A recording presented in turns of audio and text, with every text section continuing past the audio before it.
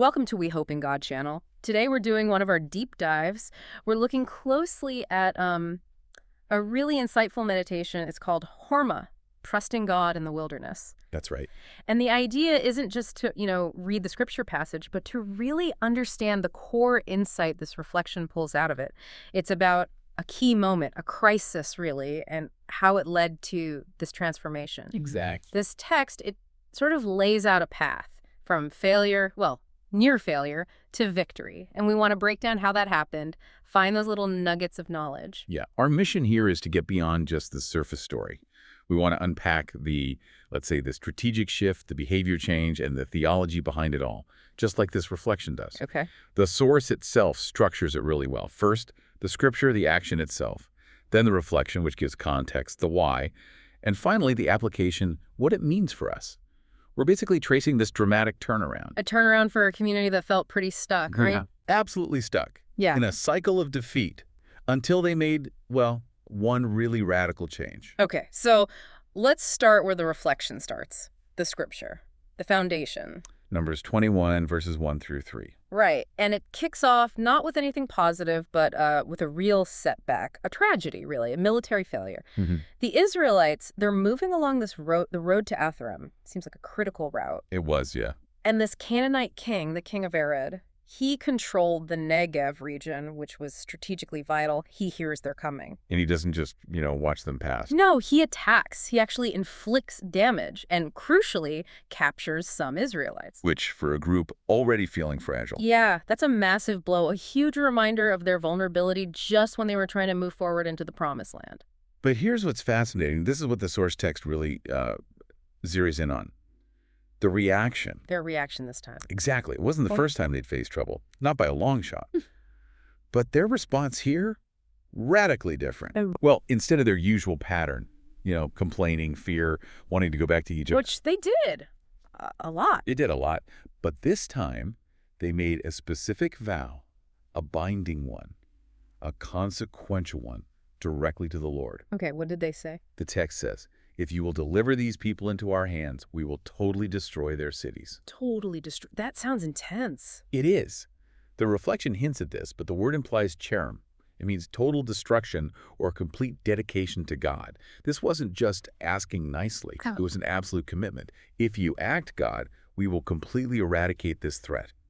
It signals this huge paradigm shift, a reversal of their usual kind of half-hearted efforts. So if we're looking for the knowledge nugget here, it's not just that they prayed, it's how they prayed, the commitment behind it. Precisely. They committed to radical action if God empowered them. And what did that commitment get them? The result, immediate. Decisive. The Lord listened. The text is clear on that. He honored their choice, this pivot away from self-pity towards, radical trust. He gave the Canaanites over to them, and the Israelites. They followed through, they fulfilled their vow, completely destroyed the enemy, their towns, everything. Wow. And the consequence of this vow, this cherem, was so significant that the place itself got renamed Hormah. Hormah meaning destruction or dedication. Both, really. Yeah. It marks the spot, first of the devastating attack on them, Uh-huh. and then their own vowed total victory. Okay, that sets the scene. But now we need to zoom out like the reflection part of our source text does. We need the context, right? The environment that led to this moment. Exactly. To really get the victory, you have to grasp how deep the defeat felt just before it. And the text reminds us they weren't just, hiking. They were living in this state of prolonged trauma. For decades. Yeah. No stable home, no reliable fresh water source, food, only the manna, day in, day out. It was just a grind, a daily battle for basics. And that kind of relentless physical pressure, it wears you down, mentally, spiritually. For sure. The Promised Land must have felt less like a promise and more like some distant, maybe impossible dream, especially when spies came back saying the people there were too strong to conquer. Right. And connecting this to the bigger picture, it wasn't just physical tiredness. It was psychological collapse almost. Would think so? Well, remember what had just happened. A huge loss, Aaron. Their high priest, Moses' right-hand man in leadership, he had just died. Ah, right. The timing. The timing is crucial. The community was grieving, leadership was shaken, fear was already high. Then this Canaanite attack happens, they take captives. It didn't just cause sorrow, it piled onto existing grief and desperation. Making it the final straw, maybe. It seems like, and remember, historically, these people were Well, experts at complaining. That's one way to put it. They constantly questioned Moses, questioned God's plan. Their default setting was often fear and blame, wanting to retreat. Okay, but wait. If the text emphasizes God being full of mercy, and he is, why did it take this disaster, Aaron's death, the attack at Hormah, why did it take all that for them to finally pray the right way? Why didn't he step in earlier when they were just grumbling? And that right there is the core insight, the key knowledge nugget this reflection offers us. It's not about God changing his nature. It's about them changing. Yes, their behavior changing. The source material really highlights this. The people had to hit a point of absolute surrender, giving up on their own strengths, Their own plans. their own resources, even their own ability to, complain their way into a solution. In that desperate, sorrowful moment after the attack, they radically shifted their focus. Back to God. Completely back to God. The insight is God was always ready, always merciful. Mm. But they had to stop relying on their own broken systems first. That vow, the Cherem pledge, it was this decisive outward sign of real trust. And God saw that genuine pivot in their behavior, their commitment. And he responded. Immediately, completely, giving them the strategic win they so desperately needed. Wow, okay, that strategic turnaround, that brings us straight into the application section, doesn't it? The kind of theological takeaway the source draws out. Exactly. Because the Hormah story, it's not just ancient history. It's a demonstration, really, of God's patience, his grace. It shows God waits patiently for our hearts to genuinely turn back towards him, to admit we can't fix the crisis ourselves. And that mercy, it's not dependent on our faith being perfect or, huge. Right. It's there even if our trust is slow coming or feels small. As long as the direction is towards him, towards trust, Hormah is just such a powerful example of how quickly God responds to that sincere pivot. Okay, so what does this mean for you listening today? How does this apply now? Well, the reflection makes it very personal. It affirms that we have that same choice, just like the Israelites did at Hormah. We can choose consciously to lay down my thoughts, my plans, my strength. The things we cling to. Yeah, the things we often cling to, even when they're clearly not working, and just choose trust instead. So it's like a behavioral reset. That's a great way to put it, a behavioral reset. We admit the default self-reliance, maybe fear, maybe grumbling isn't working, it's destructive, and we choose instead that radical commitment, that total dedication, like the vow, trusting God's plan, whatever the cost. And the reassurance that comes with making that choice. It's huge. The devotional text really emphasizes God's accessibility. Doesn't it? Yeah. This same God who created everything, who orchestrates the universe, he still listens. He listens to your voice and your struggle, whatever it is. He's not far off, not distant, not uncaring. No. The message of Hormah, as this reflection interprets it, is that he actually walks with us through every wilderness we face, whispering essentially, I am here. I am here. And that's really the final hope the text shares, isn't it?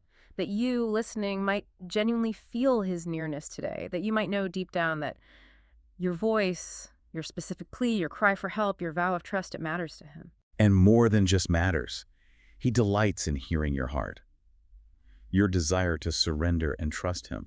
So wrapping this up, our deep dive into this Hormah reflection, it really shows that God's mercy, his victory in our lives, it's often tied not to how big the crisis is, but to how sincere the turnaround is. Yeah. It's a powerful case study. A complete behavioral pivot away from complaining and self-reliance towards that radical vow of trust gets met with immediate, decisive, divine action. So let's leave you with this thought to mull over. If God is listening, like we've discussed, and he delights in hearing the honesty of your heart, think about this. What is one specific thought, plan, or strength, something you've been relying on, that maybe, just maybe, isn't working, that's failing you? Something you could choose to lay down. Exactly. What are you choosing to lay down right now today? Knowing with the certainty Hormah gives us that the God who brought victory then walks with you now in whatever wilderness you're facing. That's a powerful challenge. Continue reflecting on that personally, this scripture, this moment, and the deep grace it reveals. Yeah, hopefully the knowledge we've unpacked today can serve as, a small light for your own walk with Christ.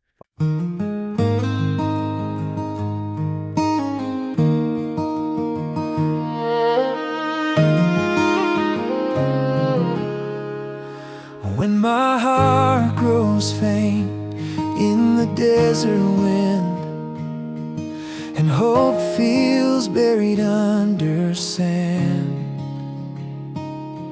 I lift my eyes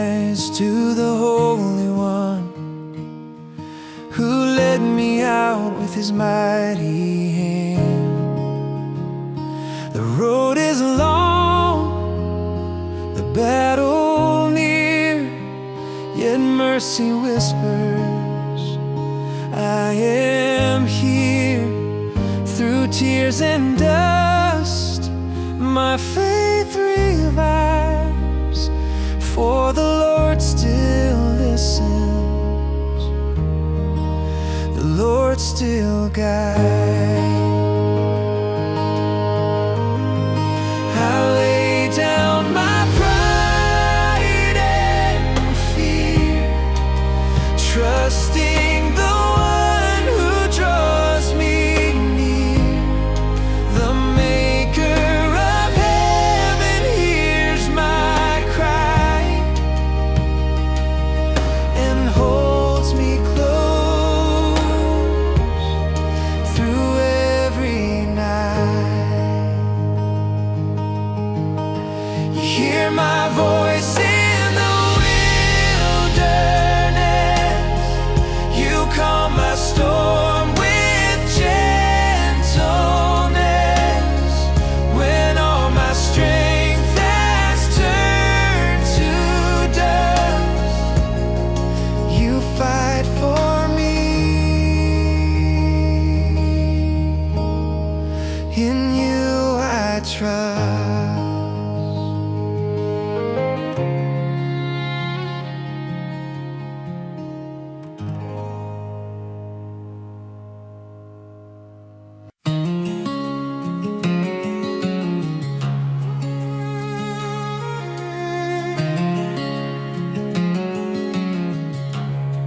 When my heart grows faint in the desert wind, and hope feels buried under sand, I lift my eyes to the Holy One who led me out with his mighty hand. The road is long, the battle near, yet mercy whispers, I am here. Through tears and dust, my faith revives, for the Lord still listens, the Lord still guides.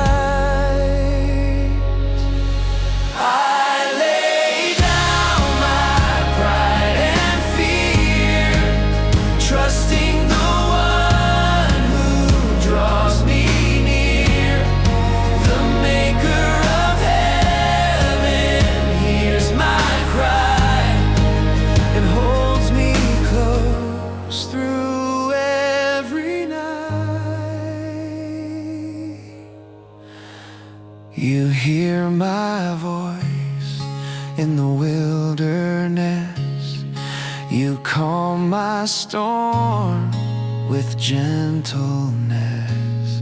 When all my strength has turned to dust, you fight for me.